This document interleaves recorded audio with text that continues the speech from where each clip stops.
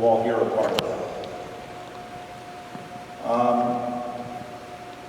The reason we're here in this building, and the reason why we're here on this court, and the reason why we're here this day, because there was a man that had a dream and a vision, and he had a steel will to get a building built here in Fremont.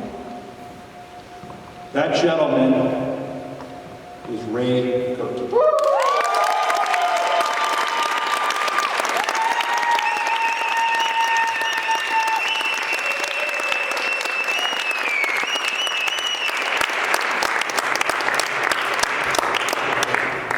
Ray was saying earlier that he saw team handball in 1972 for 30 seconds, Ray? 2 minutes they showed it. That was our big TV coverage for the United States. And Ray caught the bug. And he started team handball here at Centerville, playing outside on asphalt, making the goals out of high jump bars, and string and rope and twine, painting the ground. He then went out and played on the grass, and he developed team handball here in Fremont. He kept the dream alive. He got in touch with a guy named Jack Holloman, went up and saw the CalHeat play in Hayward, and saw what the game was all about, played at a higher level. Saw the rules, saw the skills, saw everything that had to do to play the game. After that, Ray kept the programs going, and they grew and they grew. And he spent more and more time, him, his wife, and his family, dedicated to the kids and the families here in Fremont in athletics and academics. Ray has many legacies here, but I think Ray's biggest legacy is the opportunities that he created for young people and gave those kids the experience of teamwork, physical exertion, mental, psychological, and social. And I think out of all the things that Ray's done, that's probably what he's most proud of.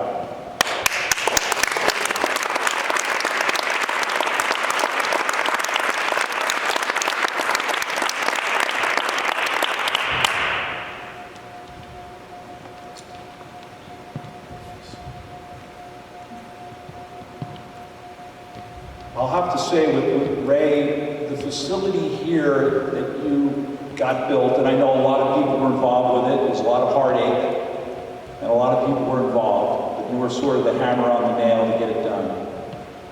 This facility has kind of become the epicenter for team handball throughout the United States. This is probably one of the top facilities. We run one of the top tournaments here. And a lot of big things have happened here at this facility with our men's and women's programs and teams from all over the country and all over the world. And so, Ray, when we put up that banner, you've seen thousands of games, your family. You've been there for thousands of kids. Those kids and the future players of team handball will see your name up on the wall. Thank you very much for everything you've done, and we really appreciate your service to team handball. Thanks.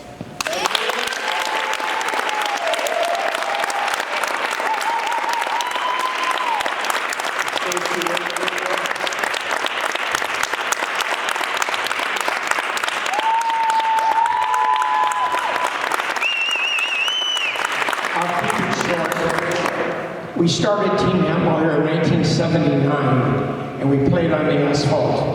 And we had two high jump standards as our goals. And I didn't know the rules. We got a book that called International Sports, and it had the handball rules. And up until 1984, we were kind of playing our own game. It probably didn't even look like handball, but the kids loved it, and they kept coming back. We had at one time 400 kids in the intramural league at lunchtime, 5 days a week. And we had a great local paper, and they printed our scores each week. the junior highs didn't even get their basketball scores in here. We had all our scores and everything. The kids got tired and they wanted to play other schools, and we started demonstrating in other schools, and then it took off. And at one point we had 400 kids playing handball, boys and girls. And I'm very proud of that. And we did so well. We won 2 big tournaments in Winnipeg, Canada. And they were starting to build our gym, and I had a great principal, Garl Meridian, and he pushed for a full team handball court. And as you know, a lot of the courts around, you still have to tape lines down. We put down, this is a handball court. It's not a basketball court turned into a handball court, and that's what we wanted. And I'm very proud of that too. And I've worked with the CalHeat since 1984. I've seen 3 of their championships, and saw yours on the screen. And good luck to everybody this next weekend. And I hope you bring home a few more banners. And thank you for supporting handball.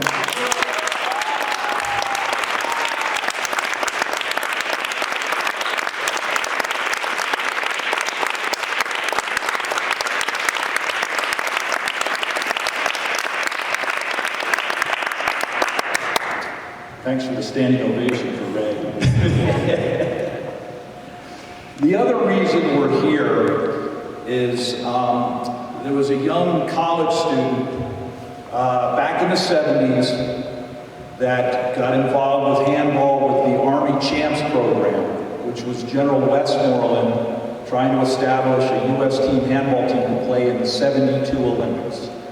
So he was putting together a group of military people, athletes, putting together, training them to win the Pan Am Games and eventually to go to the Munich Olympics. There was a guy from UCLA that was on that team. He coached and played at UCLA. He came up here and he started coaching and helped start a program at Cal State Hayward called CalHeat. That gentleman's name is Mike Cavanaugh.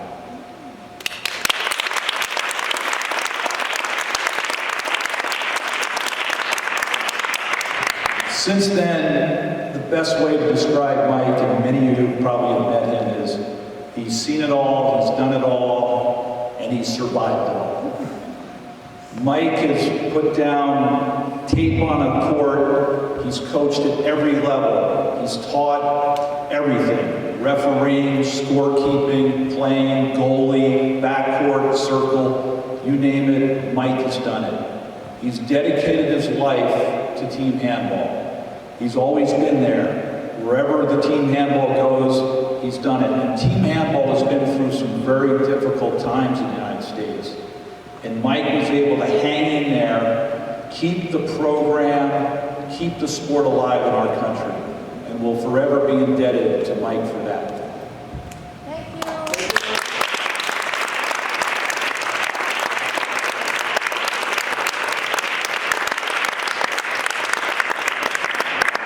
Mike has run the United States Handball Federation. He's also been involved with our national team. He's also been involved and advised the IOC, the USOC, obviously US Team Handball, almost every agency, government agencies, the military. He's been involved with team handball, different countries, federations. He's done just about everything. He's truly a great resource and a gem in American team handball.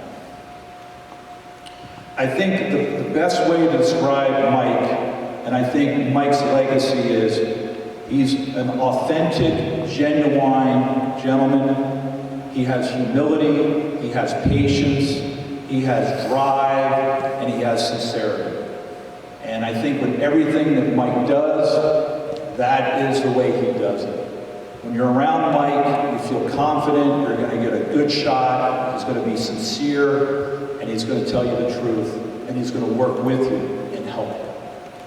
And I want to make this point now is that for team handball, the wall that we put these banners are our Mount Rushmore. They're going to be our Canton, Ohio. They're going to be our Cooperstown.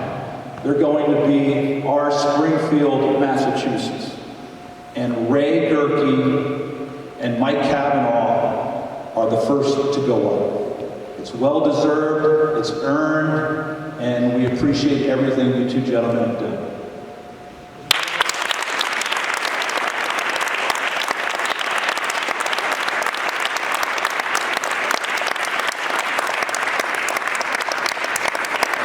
Now I want to give some kudos to our club that qualified for the Super Globe. They went through tremendous hardship and things to get the team, get the tournament ready, and to be able to hold the qualifying tournament here in Fremont, and then to actually be able to go to Saudi Arabia and play. And I think that's a tribute to our administrators, our president, our board, our coaches, everyone that's involved, and obviously our players. And we appreciate that, and you've kind of set the bar high for our club in the future.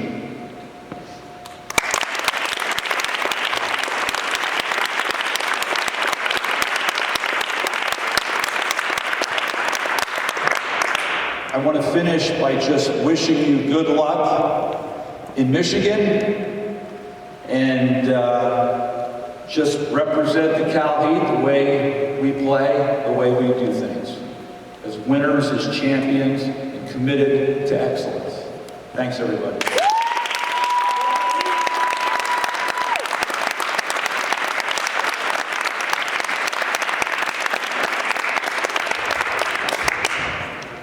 Everybody, if you could go shake Ray's hand. Should we get a picture with Ray, with the team?